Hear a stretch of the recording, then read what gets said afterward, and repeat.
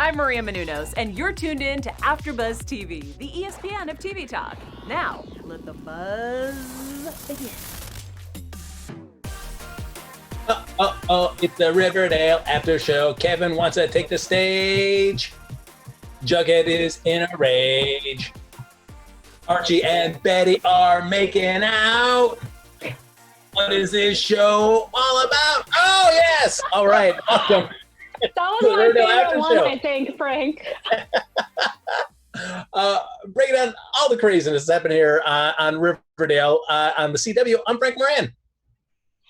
And I'm Katie. We're back. It took us a little while, but we're back talking about the episode we're so excited about. And I'll be on the chat, so if you guys have questions, just hit me up with them. That's right. We're breaking down Season 4, Episode 17, Wicked Little Town. And as always, like us on Facebook, give us those 5 stars on iTunes, subscribe to the YouTube channel. And yes, Katie's on the chat, so hop in there and share your thoughts.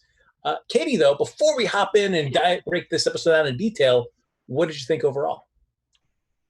It was not as bad as last year's musical episode. So my first thought was, every year they do these musicals, and I think we talked about it on the show, where we're like, what school would allow some of these musicals? I mean, mine sure wouldn't have.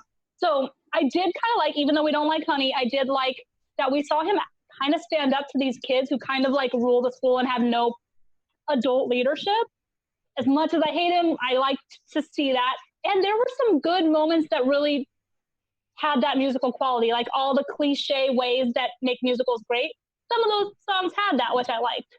So I'll give it, I'm going to give it a 7.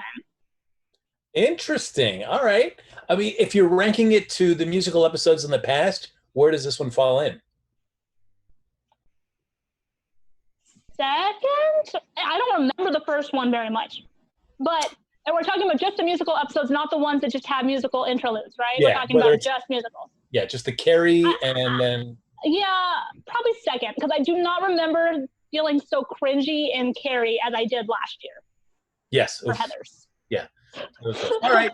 Okay. I mean, what I did like about it, though, is that at least it wasn't another musical. We're throwing a musical. This one was just like, hey, we're doing a talent show. I just want to sing a song from this musical in there. I mean, I guess the one thing that always comes to me is that anytime there is a musical element in a production, it's also like, what is real and what isn't? So, you see when they're doing the first song and they're throwing all those papers out of the lockers and it's littering the floor, that is still real. So somebody has to come by and clean this up. And I feel so sorry for the janitor going, what the hell happened here? That's a valid point. I would also think, hey, is that the best way to get the principal to be on board with this? If you just trash the hallway of your school? You're not really, no, you're not doing that. No. Now, I've never seen Hedwig and the Angry Inch. Have you? Yes, I actually saw it when it came to LA 2 or 3 years ago when Darren Criss played Hedwig. Nice, okay. Yeah, I mean, I like the show. It's a good show for sure. I don't know. I mean, chat, you can chime in because I don't think my school would have done a musical like this, like I said at the beginning. And so I don't know, I understand what they were doing and it's an awesome message that they're trying to be hey, all inclusive, etc. I love that part. But just on the standpoint of schools, I was like, it's a really sexualized show. So I'm just kind of stuck on that. Yeah. I mean, kind of adult themes. Very true. And I suppose if they're going to do a whole musical based on that, I could definitely see a school saying this is not appropriate right now. Yeah. But do you think in terms of, since I've never seen it, the songs, do you think there's at least what Kevin wanted to do is just take a song and perform that? Could you take a song and perform that in a high school setting and not have it come across as inappropriate? Yeah, I think you could. I'm not super familiar enough with the music to know them all for sure. I've only seen the show the one time and then the songs here. And I think there are some episodes that work, songs that work. For example, the one that they started and ended it with Wicked Little Town, things like that. There are some that work. But so I guess in the sense that they're not doing a musical, it is more believable in the sense that you could see someone doing this for an audition for a high school musical or certain songs at a talent show. But when they all were let's all sing a song from Hedwig, I'm like, you're really pushing the buttons there. Like, how do you really expect this to go? So, yeah. Katie, I feel like I want to ask you, how do you feel about Principal Honey? Do you feel you know enough about him to even care about him, or is he just the guy? He's just a bad guy that's going to show up whenever the plot requires it to just knock down things. I think the latter part of what you said is very much who they're setting him up as. Is like he's only a bad guy. But like I said, in this particular episode, though, I did see him as a little bit of a bad guy, but also being a voice of reason that they just don't want to hear because they're trying to be this rebellious, like making a statement type thing. And he's trying to be an actual principal. And who really, I mean, some people like their principal, but the principal does have to make choices that people don't agree with. So in this particular episode, I did not see him as a bad guy, but I also didn't see him as trying to make any sort of compromise either, which made him a little bit bad, if that makes sense.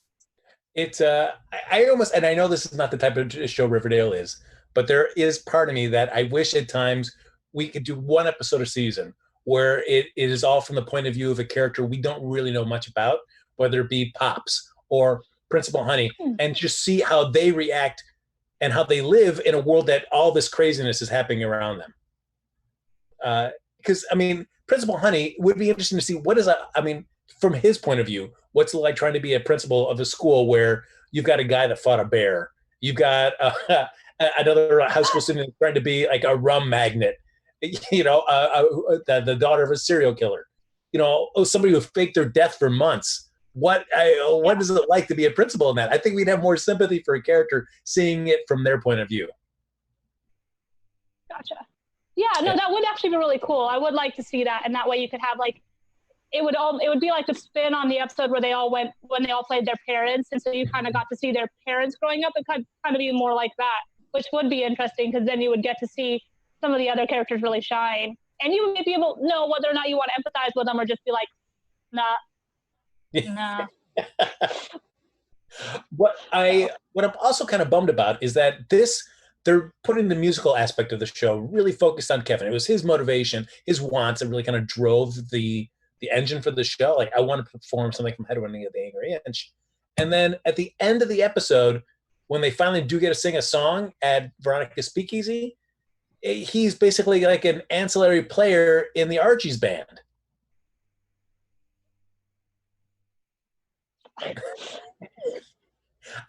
He had no moment of his own to really come forward and say, like, yes, I've done it. I get to sing my truth or whatever it is through this song. He doesn't. And even during that song, at the end, he doesn't even get his own, like everybody else got their own little, segment of the song to sing. He got nothing. Yeah. Yeah. I think they're trying to imply that, like, he's saying his bit earlier on, but yeah, I get you. Because it was like, this was all for Kevin, wasn't it? Like, mostly for Kevin and especially like the LGBTQ community, and then you have him be like off to the side. All right. Yeah. Like, you blinked, you would have missed him. You literally would have missed him in that finale. Yeah, it wasn't until they cut out to the wide shot where, like, oh, Kevin's here playing the keyboard. Okay, I didn't even realize. Logan Knight says he could do without an episode focused on Mr. Honey. So, I mean, I think that was an example, Logan. Yes. But yeah, he said he could do without that episode. Oh, come on, guys. Hey, let's find out what's going on with Kerr Smith there. Let's really dive into this. See what his deal is. Or Pops. Hell, I'd love to see what's going on with Pops. Yeah, for sure. Yeah. But Pops is likable. We all like Pops. Pop. Yeah, no, that's true. I do. But I can't stand Pops. Katie, I don't know what you're thinking about. I know. Craziness. Crazy. So, all right. So I guess going through this episode, Kevin's really big on getting a song performed in there. Principal Honey's saying no. Kevin's trying various ways through the support of his friends and the encouragement to try to make this happen. So whether it's dressing up and performing in the high school, where everybody's enjoying Kevin all made up, but Principal Honey comes in and shuts that down. Or everybody dressing up to look like Hedwig to kind of make their big stand. What did you think of the efforts? Were they believable efforts that students would make if they're trying to help their friend? I think some of them were believable. I don't necessarily, that was the one thing that I thought was a little interesting about this is when he was doing the performance, like during school, and like he kissed Archie and everybody joined and was like loving it. And then when they all became Hedwig later, I feel like certain, especially his friend group would for sure do it. And like certain people who he knew personally, but I cannot see like a whole school standing in solidarity on this. It just, that didn't seem believable to me. And in certain schools, certain groups, yes, but it was a little, some people I'm like, would some random Joe Schmo over here that doesn't know him do it? I don't know. That's true. And I'm trying to guess from everybody that we saw dressed up as Hedwig, do you think that was the whole school or just like the whole senior class? It definitely wasn't the whole school, but even having the whole senior class seems kind of like a stretch. I kind of figured it was like just their extended group of like jocks and the vixens and all that, but I didn't see it as like even a small portion of the school. So I don't know. Well, Katie, I will ask you, during high school, did you ever do any sort of protest or work with your friends to try to change something? Not at all, but I also only went to 1 year of public high school, so not really like I had a big, huge group of friends. And yeah, I also went to a super conservative high school and had a big conservative group of friends. So I don't think I didn't even participate in my senior ditch day because my mom wouldn't let me. So, that's what my high school experience was like. Yeah, I never got involved with that either. But I agree with your point that if somebody I knew of but really didn't know was trying to make a statement and said, "Hey, can you dress like Hedwig to help me out with this?" and be like, "I don't really know you, dude. I don't know. Yeah. I don't think so." Yeah. But at the same time, it seems like most people like Kevin and kind of know what he went through.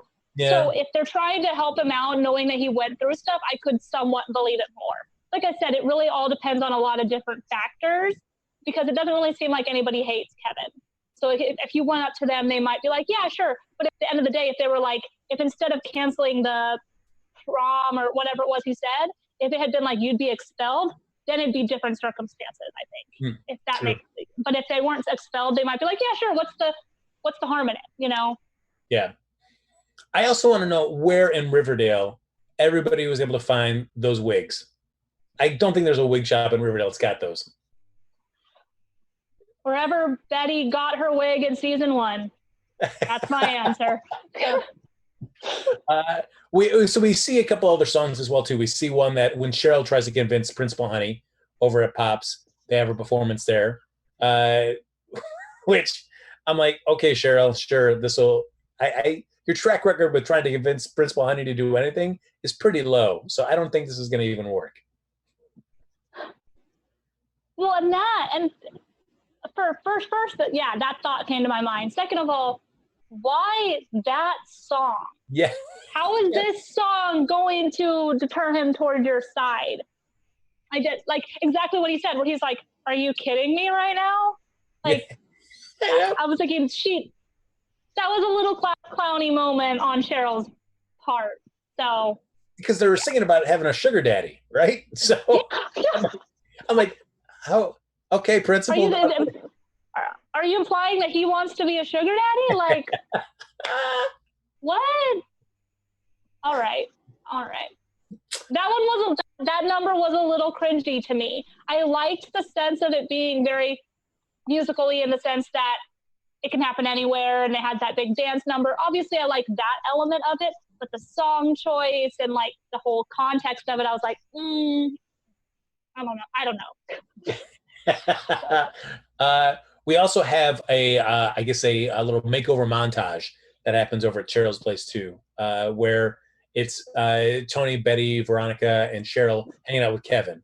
And actually that wasn't a bad musical number. I was like, of all of them in the whole episode, that was probably my favorite.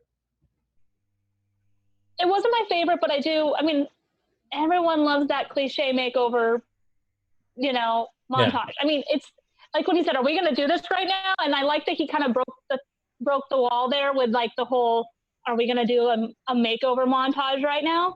And I mean, the one thing I did know would be good about this episode is we all knew Kevin would look good in drag. And I mean, Logan Knight mentioned it, you know, they did a really good job with the makeup and the hair and making him look awesome, which I totally expected. But it was fun. It kind of made me think of that scene in Grease where they're, you know, talking crap on Sandy and like making fun of her, but like in a different, more sweet way. But so I did kind of like that. I just don't like all of their singing voices enough to love it. So like 70-30 on that scale, I think. Yeah. On liking it. Yeah. And I don't know if this bothered you, but what it did bother me was that Archie was able to use his electric guitar without being plugged in at various points in this episode. I was like, how is I didn't even notice that. So, like, especially at the end when they're in La Bonne Nuit and they do their big song with everybody, and then they race up to go to the roof of Pops. We see him unplug his guitar, and then he's up there on top, and he's still like, how are you doing this? How are you making this happen? Oh, yeah. So we see everybody. After Principal Honey says, "All right, talent show's canceled," Veronica says, "I'm going to save the day. We're going to have it at La Bonne Nuit." We see them perform, and then they end the episode up on top of Pops, doing bringing back. I feel like that thing, the climax at the end of the show, where we're watching them sing on top of the roof. Man, they really dragged that song out for a while. I was like, oh, all right, got it, guys. Yeah, and Logan, I know you can play an electric guitar without it being plugged in. I think Frank was mentioning how it would sound, just all the factors of it being like super loud still and like yes, up on there without having it plugged in. I think that's what Frank's point was on that. Because yeah, you can play it, it just isn't going to sound in that same sense. So yeah. Yeah, I think I honestly checked out for a bit in that final bit because I was just like, where are we at? Is it almost over? Like, yes, and because it was just so much. They had all this singing and all that plot, and then they tried to push the actual plot of the show in like 7 minutes of the entire episode. So you're like, and then the end. So it was just a lot that had happened right at the end that I think my brain was like, all right, when's intermission? You know, or curtain call, I should say. Yes. So, yeah. Well, speaking of the actual plot, which is, I mean, it's a very threadbare episode in this sense. Yeah. But let's dive into it. What I thought was interesting is that we see Jughead basically, after everything that's been happening this season, everything that's been, whenever it's Stonewall, faking his own death, coming back, putting an end to everything at Stonewall Prep. I find it interesting, like, after you've had those kind of incredible events happen to you, how do you then just try to settle back into, oh, wait, I've got to finish papers to get grades so that I can graduate? I guess trying to acclimate yourself to kind of the normal humdrum pace of life. I can see where Jughead is coming from, that he still needs that kind of thrill. Yeah, I mean, Jughead's been through a lot, and I felt like Betty was just being too hard on him in some sense. I don't know. It's so like, I'm like torn on like what's going on with Jughead, but it is understandable for sure. I mean, he went through some serious stuff this season. Yeah. So I feel like he's trying to do the best he can given the circumstances.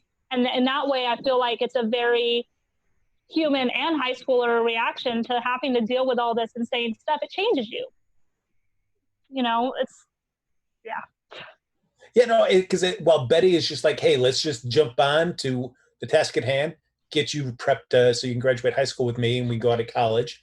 Jughead is still trying to kind of process all this stuff and instead would rather kind of get himself involved in another mystery. And that's looking at all the videotapes that have been continuing to come in from whoever's filming outside of people's homes. Mm-hmm. Which, I mean, I can see that. I mean, if you were kind of I don't want to say, but do you feel like almost like Jughead is addicted to having to solve something now? Yeah, I don't think Jughead knows how to just sit still and live his high school life. His life has been so doing something else for all of his high school and then have all this other stuff going on and everything. And with the contract of his book, no, it seems, I don't think he knows how to just be a high school kid and not do something else with his time. So. Yeah, so of course, he doesn't tell Betty that he's going down to the bunker and he's really watching those videotapes, and he's not, even if he does try to write something, it's just very phoned in, not very good at all. And Betty catches him down there watching these tapes, and they have a big argument. Yeah, could you see both their sides, or were you siding with either Betty or Jughead more? I can see both their sides, but I feel like I understand why Betty is doing it. You know, she does care and she wants him to still be able to graduate and not be without his friends and all that stuff, which is a good gesture. But I feel like just the way she went about it was a little bit harsh, considering what he goes through. Not that you should ever baby someone in that, after that situation, you want them to get back to normal, but I feel like she could have done it a little more gracefully, you know, and you know, she does apologize for it later, which did say a lot. She did apologize saying, I'm sorry, like, that was wrong. But I understand both sides of it. But I also understand him wanting to be like, you know what, is high school the worst of my, is not graduating the worst of my issues right now? Yeah. So we have that happening to Betty and Jughead. We've also got Archie and Veronica at the same time dealing with, I don't know, like, this seemed like more of a manufactured beef between the two of them. And that is basically Veronica's mad at Archie because he didn't tell her that her dad was at Archie's gym instead of going to the doctor. Yeah, it did. I didn't really think about it while I was watching it until you just mentioned it. It did seem a little bit like we really need to have them both get in a fight with their significant others so we can have this song in it. And that's one of the things I don't like about, in particular, musical episodes. You know, when you think of shows that do music and things like that, music is supposed to add to something that's already written, not write a plot based around music. And I feel like that might be what they did a little bit here, is because if you write a plot around the music, it can kind of feel forced. But if you write, you know, so I feel like it was them trying to be like, well, we know where we're going with, you know, Betty and Archie, so we need to find some friction on this end to make it coincide with this end. And it's like, really? Yeah. It also seemed weird to me that I would think of where Jughead's more angry and fired up, Betty's trying to be more calming, so I could see why each of them have the respective song points of view in that half of the song. But when it comes over to Archie and Veronica, I really felt like it should have been switched, because Veronica's the one that's really fired up, and Archie's just trying to be chill. So it felt weird to have Archie singing the really kind of raged up version of that song. Yeah, that's a good point. They could have done a little reversal there. I didn't even think about that, but that's a good point. So, on a side note though, Obsessed Fangirl says Team Betty because Jughead faked his death and got himself into this mess. So, interesting thought there. So she is more on Betty's side during this whole argument then. So. Okay. Yeah. That's a valid point, Obsessed Fangirl though. So. But he did work with Betty on this, right? Yeah, he did. She knew about it too. Like I said, I think they're like 50-50 on like that. So while everybody's mad at each other, Betty and Archie get together because they're all supposed to be performing together as the Archies for the talent show, but only Archie and Betty show up for practice, and they sing a song and then they make out. Hooray! Well, our chat, particularly I think it's Logan and some other people, we already know some of y'all are Team Barchi fans. It's not that I'm not a Barchi fan. It's just there's so many other factors that I don't like in the way that they're doing this, is why I can't fully ship Barchi. But I don't not ship Archie because I've never been a huge fan of Veronica and Archie, honestly. So I don't know, but we all saw it coming. I mean, a few episodes before, they were texting, and we know that they lied to Jughead and Veronica. So Yeah. But I agree with you, Katie, because it's like for me, it's hard for me to get on board for Team Barchi, knowing that it's basically this relationship is kind of starting off being duplicitous, and they weren't on a break.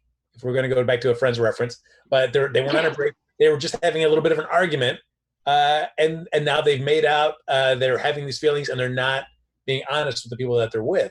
So it feels like how am I supposed to be rooting for them? And it's not like Jughead and Veronica are both like awful people that you're like, yeah, they're in terrible relationships. They really should be together. No, they just had a little argument. It wasn't, so it doesn't make me think that those two couples are not valid. So it feels weird for them to try to make this happen. Yeah, I just feel like that's them being like, this is the next step we got to take, story-wise. Yeah, I'm on the fence. I'm like, same. Like, it's not. I'm not fully against it. I'm not fully on board yet.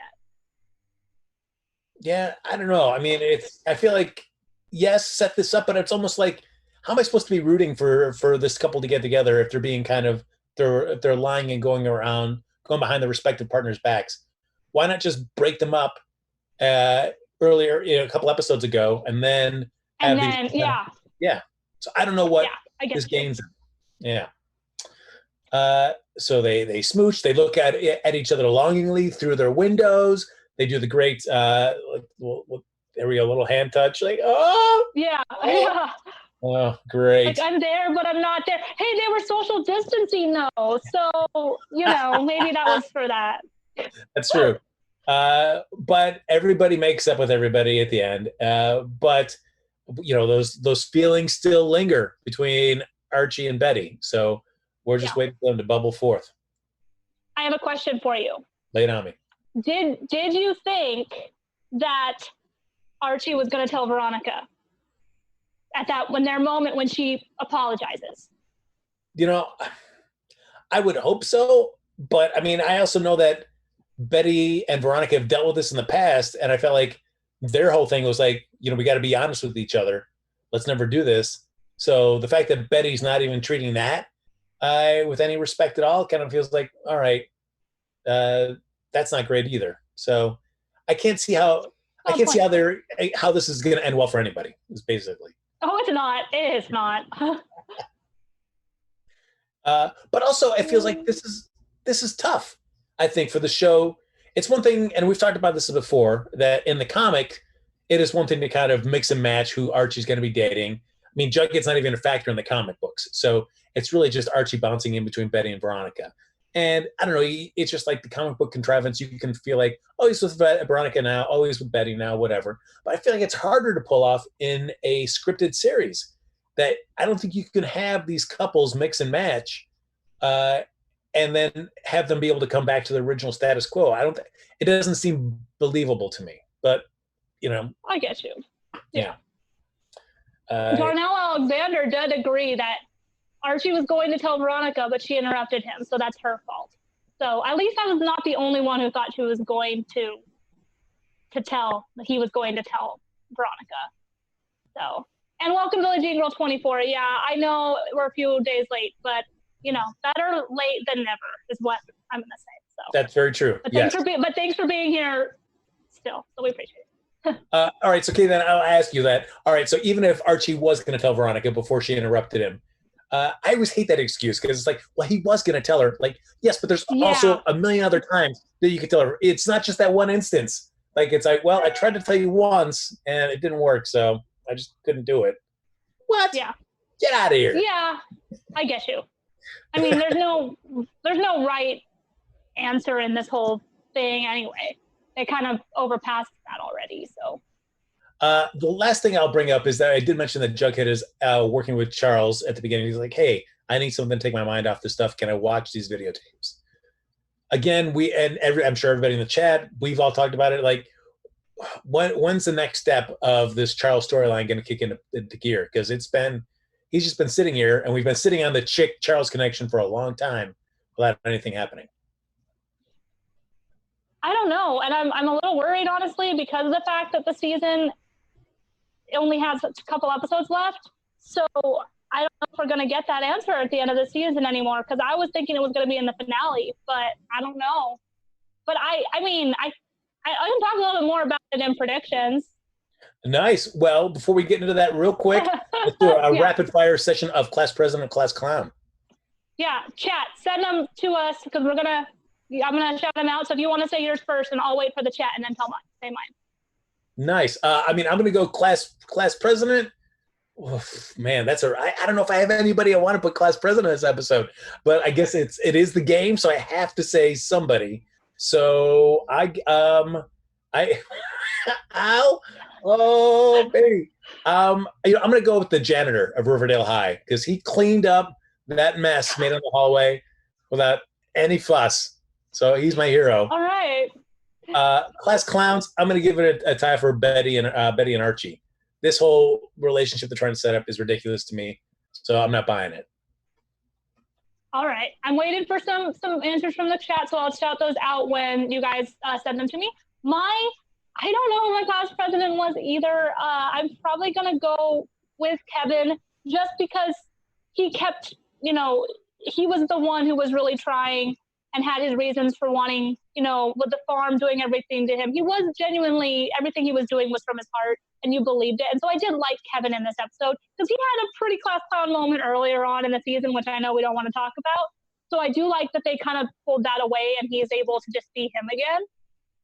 And then class clowns is honestly going to be Jughead and Veronica for not having any clue about Archie and Betty. I am sorry. You didn't see the way like Betty looked at Archie when they were singing, and at the same time, a little bit of Archie for the fact that they named the band the Archies.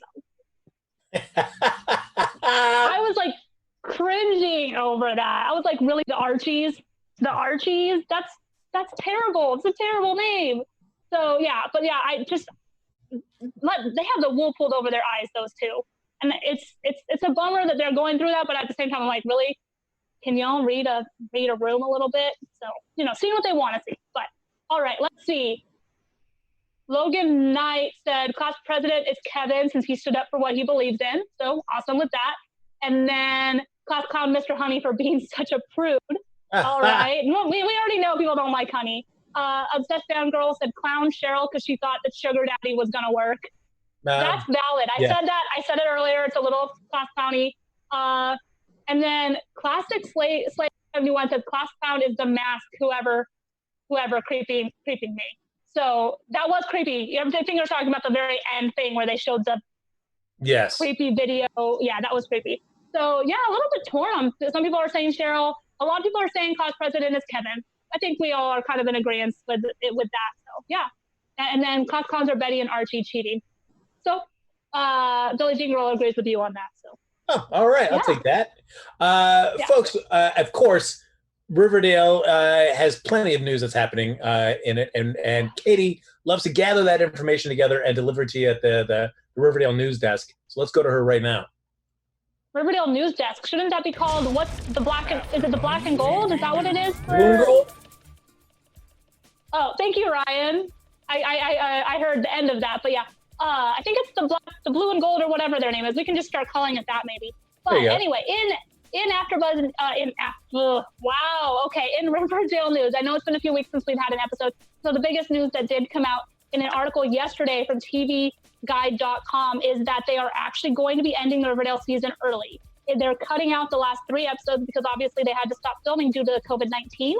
So they are just cutting the season short. So May 6th will be the very last episode of the season. So that means there's 2 more, and then there won't be the full 22 episode arc. So I'm a little curious to see where they go with that. So 2 more weeks, and then it'll go on Netflix the Thursday after that last episode airs. So if anybody is behind, which I know our chat is not, they've all watched it. So yeah. And then on other news, it was a little earlier in this month. It was in April, at the beginning of the month, but we haven't had a show since then. Casey Cott, who plays Kevin, is doing a campaign, and it's at the website charitywater.org. And I know Ryan had some pictures if they show up. If they don't, it's not a big deal. But basically, Casey and his brother both shaved their head for the cause to raise money for what they were calling the Cott Quarantine Cut campaign. They shaved their heads, and there's a picture that they posted earlier this month of them both with their shaved heads, and they're basically raising money for clean water and helping people who don't have clean water during this cause. And there is a link on his Instagram if you did want to donate. Right now, they are at $18,000 of their $20,000 goal. So that's a pretty cool thing to be doing during this time and trying to help out others. And another thing Casey Cott did is, I'm sure that our viewers saw this, he also posted his number, which I'm assuming was a community number, which has been very popular during this quarantine. But he did post a number saying, if you don't have someone to talk to during this quarantine, text me so that I can talk to you and have you not feel so alone, which is just an awesome way to just kind of give back and be like, I have some time. I know we're all dealing with stuff, and not everybody has a quarantine buddy. So it's all about Casey today and just talking about how he could, we had an episode where he was trying to talk about rights and get exposure, and then in real life, he's doing other awesome stuff off scenes, which I think it deserves recognition. So way to go, Casey. So yeah, and that's very our nice. news. And as we wrap it up, a few predictions to take us out on the episode here. Katie, any predictions? You said you had some you were saving for. So I think I said it earlier in the season, but I still think that Charles is the one who's making the tapes. I still think that, because you're not seeing anything about it, and we know he has the way to do it. So I think him and Chick are behind that somehow. I don't know that we'll see it by the end of the season because it's getting cut short. And there was one more. What was it? I cannot remember what the other one was. So maybe I'll think about it in the next couple seconds. But that was my biggest thing, is I do think that was supposed to be one of the big reveals of the season. Nice. Well, I mean, we both know that Hermione and FP are leaving the show this season. Yeah. I mean, whether that actually happens at the end of this season or because of the delays of it happens beginning next season. But in a way, I almost hope it is like they leave the show as actors, but the characters don't. Because I mean, we certainly don't see Mary around that often. But we saw her for a couple episodes, so we established that yes, she is here in Riverdale with Archie. We don't need to see her every episode, because I mean, I don't know. Do I want to lose the idea of those characters as well as the actors that portray them? I think, I mean, at this point, I mean, and in terms of adults, I can believe that every adult is still there because we rarely see them as it is anyway. Yeah. All right. Not really a prediction, just a statement. I know it's hard, and where we were, what I would have said if they were having those last 3 episodes changes things too. So, and obviously we can't. We all know it's not really a prediction. Archie is going to happen. Great. But, it is a prediction because it's not official yet. But I think that's what all of us and the chat have in agreement, that's going to happen, and it's going to be like a downward fall for Jughead when that happens. Can't wait. Ladies and gentlemen, that's going to do it for this episode of the Riverdale After Show. As always, like us on Facebook, give us those 5 stars on iTunes, subscribe to the YouTube channel. Thank you, everybody, for hopping in the chat this episode. I know, as somebody mentioned, Billie Jean mentioned, and as Katie said, there were some scheduling challenges that we had from this episode to when we're doing the After Show. But we're going to be more on track for the last 2 episodes. I think we'll be doing them on Thursday nights for the last 2 episodes. Yeah, hopefully. I think that's what we're hoping. Yeah. Yes. So. But yes, rest assured that Katie and I will be back to cover the last 2 episodes of the season. But if you want to stay in touch with either of us while the show is waiting for next Wednesday to come around for a fresh new episode, Katie, where can they find you? You guys can find me on Twitter and Instagram at the letter K, letter T, _. Christine with a C, and on other shows here on AfterBuzz, Batwoman as well. And I just wanted to give some real quick shout outs Gratian Ryan, I know you came in late, Billie Jean Girl 24, Logan Knight, Classic Player 71. You all have been awesome, and we appreciate you so much for continuing to support this show. So thank you. Absolutely. Well said. Follow me on Twitter and Instagram at HappyGoJackie. Folks, that'll do it for this episode of the Riverdale After Show. We'll be back here. All plans for next Thursday. Right here on AfterBuzz TV. Bye, everyone. Have a good night. Stay safe.